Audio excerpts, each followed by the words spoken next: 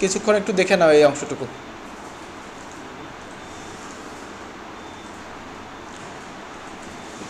আচ্ছা, তো আমরা এখন একটু দেখব ব্লেন্ড টুল কিভাবে কাজ করে। আচ্ছা, ব্লেন্ড মানে কি বলেন তো? ব্লেন্ড কি? ব্লেন্ড মিক্স করা, মিশ্রণ করা, তাই তো? তো ব্লেন্ড অ্যাকচুয়ালি এখানেও মিশ্রণই করবে। এখন মিশ্রণটা কিভাবে করবে, কার সাথে করবে, সেটাই আমরা একটু দেখি। হ্যাঁ, দেখেন আমি এখানে একটা পলিগন টুল নিলাম, নিয়ে এখানে একটা অবজেক্ট তৈরি করলাম, একটা পলিগন তৈরি করলাম, ঠিক আছে? আমি কালার আপনার ফিল কালার অ্যাক্টিভ আছে, ধরেন আমি এখানে একটা গ্রেডিয়েন্ট ধরে দিতে পারি, রেডিয়াল গ্রেডিয়েন্ট, সেটা আমি ধরেন একটু ব্লু টাইপের রেডিয়াল গ্রেডিয়েন্ট, ব্লু থেকে হোয়াইট এরকম একটা রেডিয়াল গ্রেডিয়েন্ট ধরে দিলাম, ঠিক আছে? আচ্ছা, পাঁচটা একটু হালকাই রাখি, বা এটাকে আমি রিভার্স করেও দিতে পারি, ঠিক আছে? এখন এটাকে আমি পরবর্তীতেও অ্যাডজাস্ট করতে পারবো, সমস্যা নাই। আমি এখানে স্টার টুল নিলাম, একটা কি নিলাম? স্টার, একটু ছোট করে নিচ্ছি কম্পেয়ার টু ওই শেপ, ঠিক আছে? আমি এখানে দেখেন একই ধরনের একটা কালার অ্যাপ্লাই করছি, তাই না? আপনি চাইলে এখান থেকে অন্য কোনো কালারও অ্যাপ্লাই করতে পারেন। এটা রেডিয়াল টাইপেরই রাখবো আমরা। আমি এতগুলো পয়েন্টার আমার দরকার নাই, আমি পয়েন্টারগুলো এই যে পয়েন্টারগুলো ধরে ধরে, কি রে ভাই, পয়েন্টার ডিলিট করি, এটা ডিলিট হয়ে যায়। পয়েন্টারগুলো এই যে ডিলিট, পয়েন্টারগুলো ডিলিট, এবং এই অংশটুকু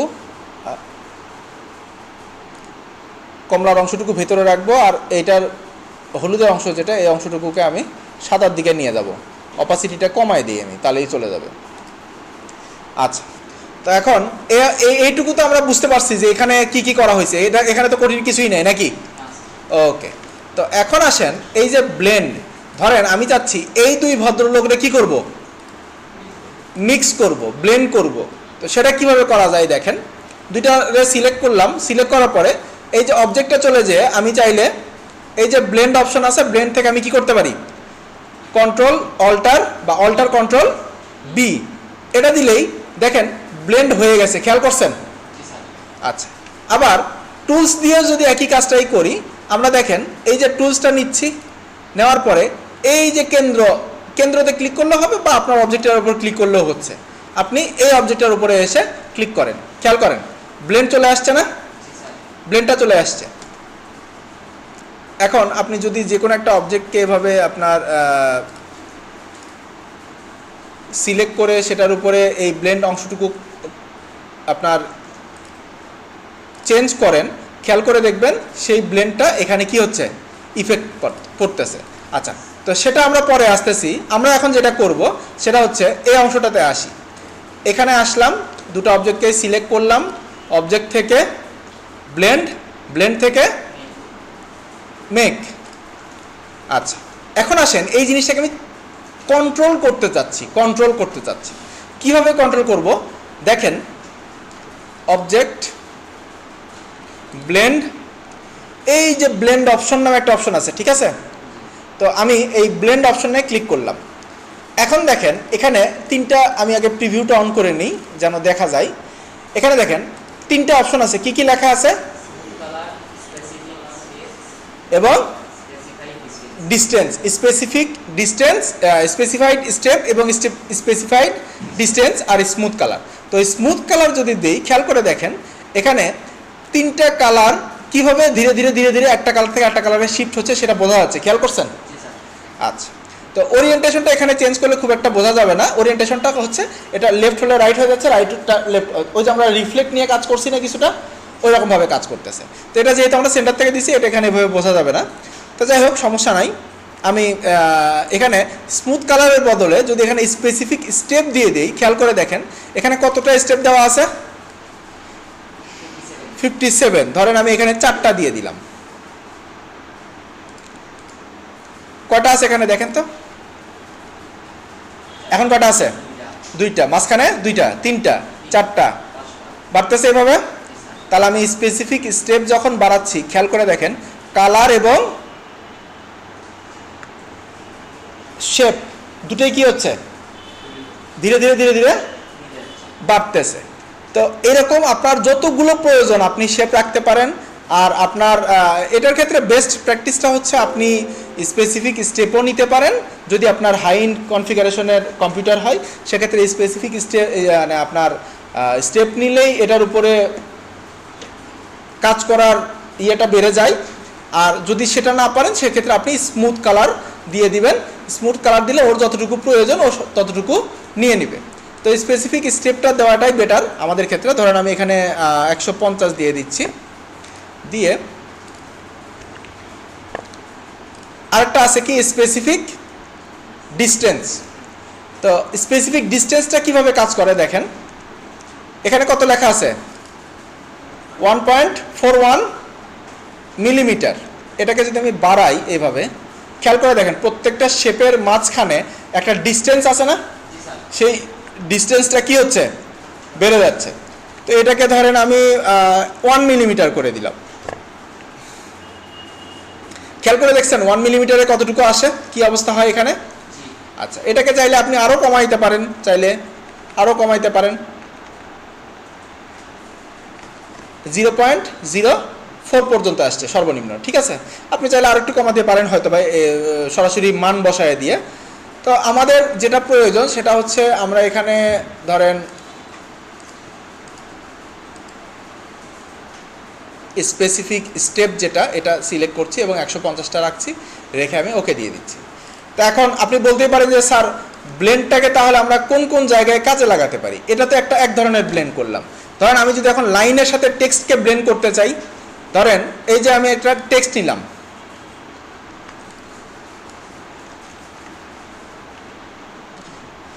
এখানে কি আছে, টেক্সট আছে না, টেক্সটটাকে আমি একটু কি করছি, বড় করে নিচ্ছি। তো বড় করে নেওয়ার পরে আমি ধরেন এই টেক্সটটাকে এক্সপ্যান্ড, ওকে, আনগ্রুপ, শুধুমাত্র এই এলটাকে বের করে নিয়ে আসলাম। ঠিক আছে, এলটাকে এখন আমি এইভাবে বড় করি। এরপরে ধরেন আমি এই এলটাকে পেছনে এইরকম একটা জায়গায় নিয়ে যেয়ে ব্লেন্ড করব। ঠিক আছে, তা আমি ওটাকে আপনার কালারটা দিয়ে দেই, ওটার কালার একটু ব্ল্যাক টাইপের না, অ্যাশ টাইপের রাখবো।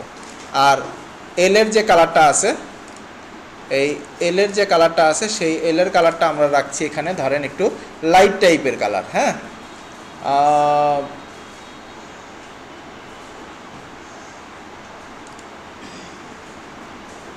আচ্ছা, এই কালারটা দিয়ে দিলাম যেন আপনাদের বুঝতে সুবিধা হয়। ঠিক আছে, আমরা চাইলে অ্যাশ টাইপের কালারগুলোর একটু লাইট কালার দিলে আর একটু ভালো লাগতো দেখতে। আচ্ছা, এখন আমি দুটো অবজেক্টকেই ধরে বা দুটো অবজেক্টকেই আপনি চাইলে এইভাবে ইয়ে করতে পারেন, ব্লেন্ড দিতে পারেন।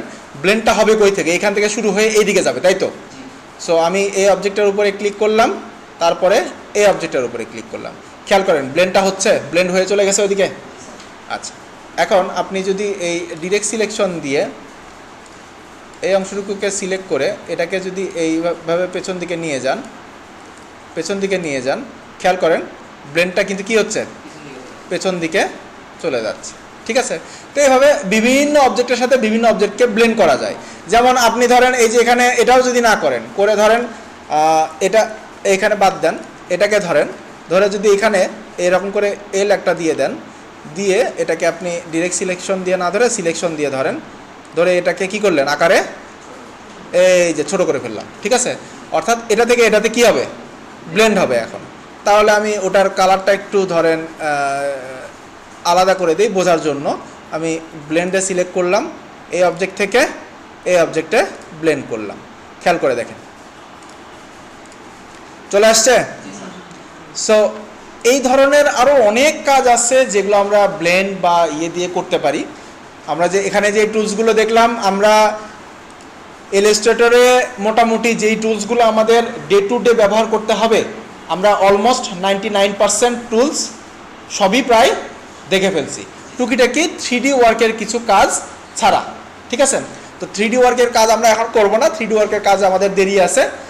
আপাতত আমরা এখানে যা দেখলাম এটুকুর উপর যদি আমলনামা ধরে রাখতে পারি তাহলে বেশ ভারী ভারী প্রজেক্টগুলো আমরা করে ফেলতে পারবো, ঠিক আছে।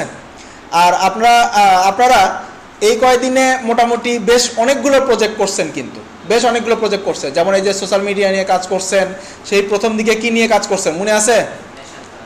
ন্যাশনাল ফ্ল্যাগ নিয়ে কাজ করছেন। তারপরে কি নিয়ে কাজ করছেন? ভিজিটিং কার্ড বা বিজনেস কার্ড নিয়ে কাজ করছেন। তারপরে কি নিয়ে কাজ করছেন? লোগো ডিজাইন নিয়ে কাজ করছেন। তারপরে বর্ষিউর নিয়ে কাজ করছেন, এই যে বর্ষিউর। তারপরে সোশ্যাল মিডিয়া নিয়ে কাজ করছেন। আর কি কাজ করা হলো? প্যাকেজিং ডিজাইন, খুব মানে গুরুত্বপূর্ণ একটা কাজ। প্যাকেজিং ডিজাইনের কিন্তু মারাত্মক ডিমান্ড আছে অনলাইনে। ফ্রিল্যান্সিংয়ের জায়গা সেক্টরগুলোতে প্যাকেজিং ডিজাইনের প্রচুর কাজ আছে, প্রচুর ডিমান্ড আছে। তো এই জিনিসগুলো যদি আপনি আস্তে আস্তে আস্তে আস্তে আস্তে আস্তে ধরে উঠতে পারেন এবং যে কোনো একটা সেক্টরকে আপনার সর্বসাকুল্যে বাছাই করতে হবে। যেমন আপনি একাই যদি হচ্ছে এই যে আপনার প্যাকেজ ডিজাইন, আমি যেমন এই যে আপনার ফাইবারে কাজ করছি, তো আমি আপনাদের একটা উদাহরণ দেখাই।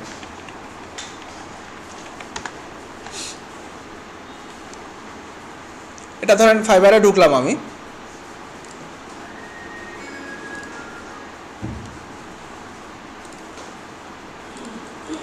আচ্ছা।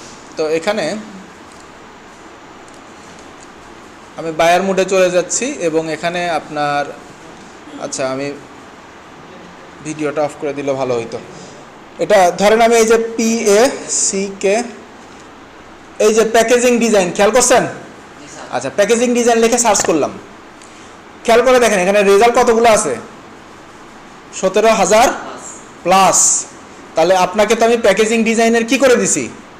শুরু করাই দিছি। এখন আপনার কাজ হচ্ছে কি, এই প্যাকেজগুলো কিভাবে ডিজাইন করছে আস্তে আস্তে আস্তে আস্তে ধরে ধরে ধরে ধরে ধরে ধরে এই কাজগুলা শুরু করা, ঠিক আছে? আচ্ছা, এরপরে আছে এই কাজগুলো। এখানে যেগুলো প্রেজেন্টেশন দেখতে পাচ্ছেন, এই প্রেজেন্টেশনগুলো কি? সবগুলোই কিন্তু মকআপ। আমরা কিন্তু মকআপ নিয়ে কাজ করি নাই। তো মকআপ নিয়ে আমরা কাজ করব কোথায়? ফটোশপে যে, ঠিক আছে? তো মকআপ নিয়ে এখানে টেনশন নেওয়ার আপাতত কিছু নাই। জাস্ট আপনি ডিজাইনটাকে পারফেক্ট করেন। ডিজাইন পারফেক্ট হলে মকআপ নিয়ে কাজ করা ফটোশপে অনেক ইজি। এখানে দেখেন আমি আপনাদের ছোট্ট করে একটা ডিজাইন দেখাই। ধরেন এখানে এই যে $50 থেকে $100 যেই ডিজাইনটা আছে, এখানে লেভেল 2 সেলার, হ্যাঁ, ও এখন পর্যন্ত ওর রেটিং হচ্ছে 4.8। কতগুলো সেল করছে ও? 599, অর্থাৎ 600টা ডিজাইন সে সেল করছে, বা 600 বার এই একই প্যাকেজ সে সেল করছে। তো দেখেন ওর বেসিক যে ডিজাইনটা আছে, এখানে 3টা প্যাকেজ আছে। একটা হচ্ছে বেসিক, একটা হচ্ছে স্ট্যান্ডার্ড, একটা হচ্ছে প্রিমিয়াম। বেসিকের কত ডলার? ধরেন $52 বা $50 ধরলাম। স্ট্যান্ডার্ডে কত ডলার? $100। প্রিমিয়ামে কত ডলার? $140 বা $142 ধরলাম। তো 3টা প্যাকেজের আন্ডারে ও কী কী ডিজাইন দিচ্ছে সেই জিনিসগুলো এখানে দেওয়া আছে। একটা আইটেম ডিজাইন করে দিবে আপনার শুধু ইনিশিয়াল কনসেপ্ট। ইনিশিয়াল কনসেপ্ট নিয়ে কিন্তু আমরা কথা বলছি। আপনি একটা প্যাকেজ নিয়ে কাজ করতেছেন, সেই প্যাকেজের ডাইমেনশন কি হবে, ফোল্ডিং সিস্টেম কেমন হবে, কালার কি হবে, এই যে কনসেপ্টগুলো আপনি আস্তে আস্তে আস্তে ডেভেলপ করতেছেন, এই জিনিসগুলো কিন্তু এখানে বলা আছে।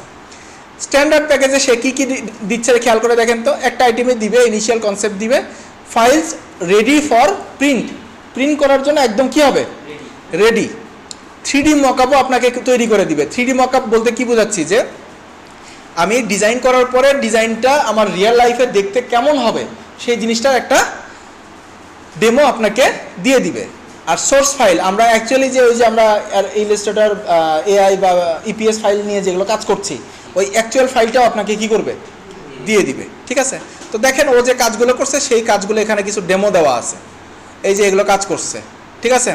এটা একটা কাজ করছে, এটা একটা কাজ, এটা একটা কাজ, ঠিক আছে? এগুলো কিন্তু কাজ করছে। খেয়াল করে দেখেন এখানে এই যে চিপসের ছবি, চিপসের ছবিগুলো নিয়ে আসছে, পেছনে আকাশের ছবি দিছে, সামনে চিপসের প্যাকেট নিয়ে আসছে ব্ল্যাঙ্ক, এবং এই যে চিপসের প্যাকেটটা হচ্ছে আপনার এখন ডিজাইন করতে হবে। ডিজাইন করার পরে আপনার কাজ হচ্ছে এই চিপসের প্যাকেটটা মকআপের মাধ্যমে এই ডিজাইনের মধ্যে বসানো। তারপরেও দেখেন ডিজাইনের কিছু বিষয় আছে, যেমন এই দুটো অবজেক্টের মধ্যে একটা শ্যাডো দিলে এই দুটো একটা যার একটা সামনে এই জিনিসটা একটু ইজিলি বোঝা যেত, যে জিনিসটা এখানে বোঝা যাচ্ছে না। খেয়াল করছেন?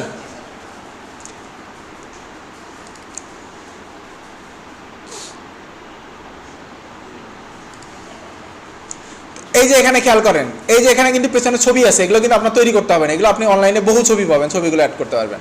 এখানে কি আছে, কুকুরের খাবার।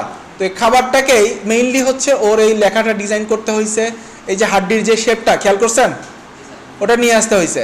তারপরে এই যে এখানে কিছু শেপ তৈরি করছে, এখানে কিছু শেপ তৈরি করছে, একটা কুকুরের ছবি নিয়ে আসছে পিএনজি করা, এটা আমরা হয়তো বা ফটোশপে দেখবো আমরা এই কাজগুলো। এখানে খেয়াল করে দেখেন পেছনে একটা ব্যাকগ্রাউন্ড দিচ্ছে যার মধ্যে একটু গ্রেডিয়েন্ট আছে হালকা, ঠিক আছে। সেটাকে আবার এই যে ওপরে এই ব্যাকগ্রাউন্ডে আপনার এই যে প্যাকেটের যে ছবিটা আছে সেই প্যাকেটের ছবির ওপরে কি করছে, এসে বসাই দিছে। তো এগুলো করা যায়, এগুলো ভ্যানিশিং পয়েন্ট দিয়ে করা যায়, এগুলো আমরা ফটোশপে দেখবো কিভাবে করব। কিন্তু আপনাকে এই ডিজাইনটা কিন্তু এখানে মানে ইলাস্ট্রেটরে কমপ্লিট করে ফেলতে হবে। আপনি যদি বলেন যে স্যার ফটোশপে যে এই ডিজাইনও করতে পারতেছি না, তাহলে কিন্তু বিপদ, ঠিক আছে। আচ্ছা, তো এটা ছিল মোটামুটি আপনাদের একটা আইডিয়া। আশা করি আপনাদের 1 মাসের একটা লিসন ভালোভাবেই কমপ্লিট হয়েছে। তো এই তো আপনাদের ইলাস্ট্রেটর নিয়ে যতটুকু কথা ছিল, ধন্যবাদ। এখন আপনারা কাজের প্র্যাকটিস শুরু করেন।